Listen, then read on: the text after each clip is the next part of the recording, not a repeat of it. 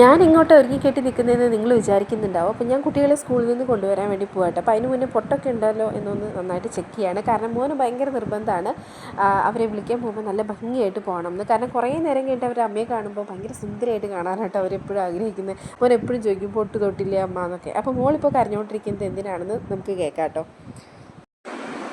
മിഠായി വാങ്ങണ അച്ചച്ച, വണ്ടി നിർത്താൻ അച്ചച്ച എന്നും പറഞ്ഞുകൊണ്ടുള്ള ഭയങ്കര കരച്ചിലാണ് നടക്കുന്നത്. സ്കൂളിൽ പോകുന്നത് തന്നെ തിരിച്ചു വരുമ്പോൾ ഈ മിഠായി വാങ്ങാനാണെന്ന് ഞാൻ എപ്പോഴും കരുതാറുണ്ട് കേട്ടോ.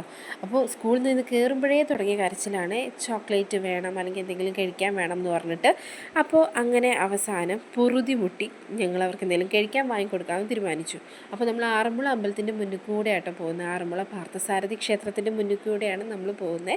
അങ്ങനെ അവസാനം ഞങ്ങൾ ചൂട് പലഹാരങ്ങൾ വാങ്ങിച്ചു കേട്ടോ. അപ്പോൾ ആറന്മുള പോകുന്ന വഴി നല്ല ചൂട് പലഹാരങ്ങൾ കിട്ടുന്ന സ്ഥലമുണ്ട്. അപ്പോൾ അവിടെ കയറി കുറച്ച് പലഹാരങ്ങളൊക്കെ വാങ്ങിച്ചു. അപ്പം നമ്മൾ വീട്ടിലെത്തി.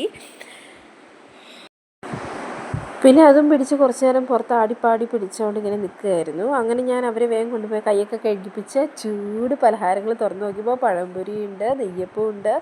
അങ്ങനെ അതൊക്കെ കഴിച്ച് കുറേ നേരം അവിടെ കളിച്ച് അതിനുശേഷം പറഞ്ഞു എന്നോട് പെയിൻറ്റ് ചെയ്യണമെന്ന് പറഞ്ഞപ്പോൾ ഞാൻ പെയിൻറ്റ് ചെയ്യാനുള്ള കാര്യങ്ങളൊക്കെ എടുത്തു കൊടുത്ത് അവർ അവിടെ ഇരുന്ന് പെയിൻറ്റ് ചെയ്തു. അപ്പോൾ ഇതാണ് നമ്മുടെ വീടിൻ്റെ മുന്നിലുള്ള വ്യൂ എന്ന് പറയുന്നത്. പമ്പാ നദിയാണ് വീടിൻ്റെ മുന്നിൽ കൂടെ ഒഴുകിക്കൊണ്ടിരിക്കുന്നത്. അപ്പോൾ ഇപ്പോൾ കുറച്ച് ദിവസങ്ങളായിട്ട് മഴയൊക്കെ ആയിട്ട് കുറച്ചൊന്ന് വെള്ളം പൊങ്ങിയിരിക്കുമായിരുന്നു. പക്ഷേ ഇപ്പോൾ 2 ദിവസത്തെ വെയിൽ കിട്ടിയിട്ട് വെള്ളമൊക്കെ താഴ്ന്ന് പഴയ പോലെ ആയിട്ടുണ്ട്. നമ്മുടെ വീട്ടിലേക്ക് മുറ്റത്തോട്ട് അങ്ങനെ വെള്ളമൊന്നും കയറില്ല കേട്ടോ. നമ്മളിങ്ങനെ വെള്ളം ഇങ്ങനെ കയറി പൊങ്ങി വരുമെങ്കിലും മുറ്റത്തോട്ട് അങ്ങനെ ഇതുവരെ ഞാൻ കല്യാണം കഴിഞ്ഞ് വന്നതിന് ശേഷം ഞാൻ ഇതുവരെ മുറ്റത്തോട്ട് കയറിയിട്ടൊന്നും കണ്ടിട്ടില്ല.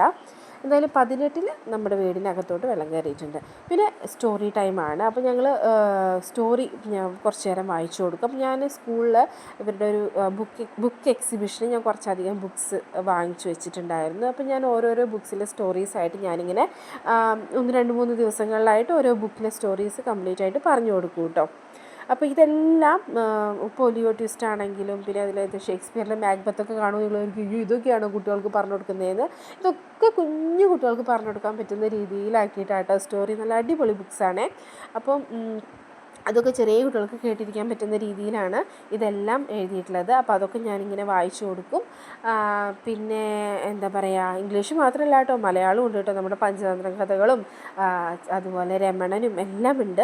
അപ്പോൾ എനിക്ക് പറ്റാവുന്ന പോലെയൊക്കെ വായിച്ചു കൊടുക്കും കേട്ടോ. അപ്പോൾ നാളെ അവർക്ക് സ്കൂളില്ല, അതുകൊണ്ട് തന്നെ ഇന്ന് പഠിപ്പിച്ചതും ഇല്ല കേട്ടോ. പിന്നെ അങ്ങനെ 9 മണിയായപ്പോൾ അവർക്ക്